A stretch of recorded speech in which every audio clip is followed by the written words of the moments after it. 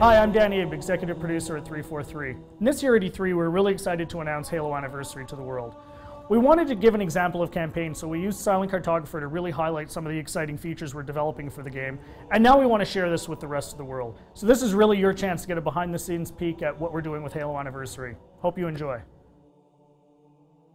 Okay, so let's dive right in and take a look at Silent Cartographer. This is exactly the same demonstration we gave to the press at E3. In fact, this is exactly the same build. So the exciting thing is that this build has come a really long way since we showed this at E3. It's kind of funny for me to look at it now and say, hey, the game looks much better now. So the first thing you're going to see immediately on the fly-in is the graphical upgrade. I mean, the game looks fantastic. We spent a lot of time really lovingly bringing this into the current generation and, you know, working very hard to make sure that this looks like a current generation title, something everyone can look at and just say, wow, this game looks fantastic. But the big test is really, how does it feel? So let's take a look. So we're going to charge the beach here. First thing you're going to get a taste of when you pick up this game and start playing is that this plays exactly like the original.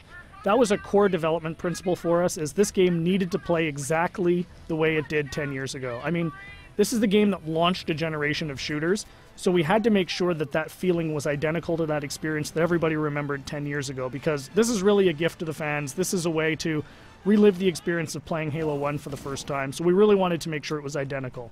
And the way we did that was actually a fun technical trick. We're actually running portions of two engines at the same time. So the underlying code, the code controlling how the game feels, how the AI reacts, all of that stuff, is a lot of it's the original Halo 1 code, and that was really the best way for us to ensure that the game played exactly the same as it did 10 years ago. But on top of that, we've layered a new graphics engine that allows us to, you know, make the game look fantastic and look like a current generation title. So it's really a great mix of the two. So at the end of the day, you know, your Halo fan gets a game that plays exactly like they remember, but looks like a current generation title.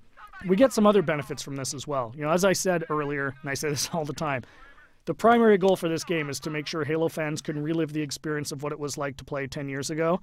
And one of the big tools we have in our box to do that is Classic Mode. So what's Classic Mode? At the touch of a button, you can swap back and see how the game looked 10 years ago. So here it is. This is, you know, Halo 1 10 years ago.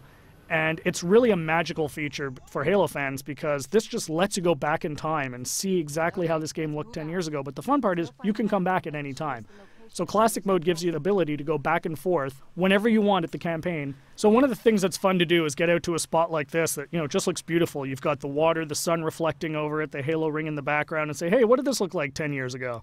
Touch a button, and there it is, right? I mean, it's really, really, really a lot of fun to go back and forth between the two modes. And this is something I personally get the most excited about. And I think, you know, the fans are really going to love it too. This was definitely a big win at E3. As you can see, the other benefits you get from the new version is you've got the splash effects, the dust effects as you get back onto the beach. The game just looks great. The other thing that's fantastic is for the first time, you know, we're going to have co-op over live for the campaign. So you can hop onto the Warthog with a buddy and just plow through this game and, you know, start mowing down grunts and elites and, you know, just team up with a friend. Get on, go, you know, hook up on live and play through the campaign together. And, you know, we think people are really going to love that too. I often say, what would Halo 1 be without the Magnum? And, you know, of course the Magnum's back. Everyone remembers that fantastically overpowered pistol that just enabled you to walk through and just mow through hordes of enemies.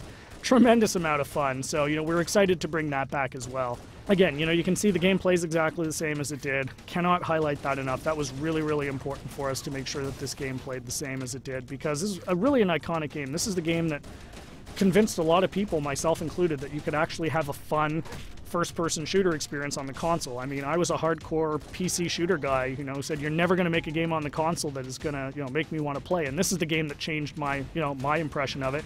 And it's the same for millions of Halo fans. And those fans, that's who this game is for. You know, this game is really a labor of love for us here at 343, and we're really excited to be able to present it to you.